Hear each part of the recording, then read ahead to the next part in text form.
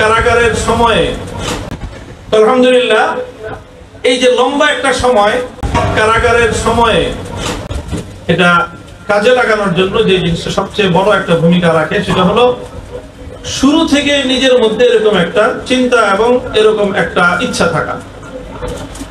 এই সময়ের মধ্যে আমরা প্রত্যেকেই আমি লক্ষ্য করেছি যে এই পরিমাণ আমল করার নিয়ত আমরা করেছি যে আমলটা করতে এই লম্বা সময়ের মধ্যে নিজেদেরকে মানে সময়ের একটা টান পড়ে যেত। এই সারাটা সময় এইভাবেই কেটেছে। এতে দুইটা জিনিস লাভ হয়েছে। যেরকম ধরো মাগরিবের 6টা থেকে নিয়ে 9টা পর্যন্ত আওয়াবিন পড়তে পড়তে সময় শেষ। 9টার পরে খাবার দাবার খেয়ে ওযু ইস্তেঞ্জা করে এশার নামাজ পড়ে পড়ে ঘুমাইতে ঘুমাইতে রাত 11টা। 11টার মধ্যে ঘুমানো যেত না। আবার ওদিকে রাত ঘুম থেকে উঠতে হবে কমপক্ষে 2:30 থেকে 3টার মধ্যে।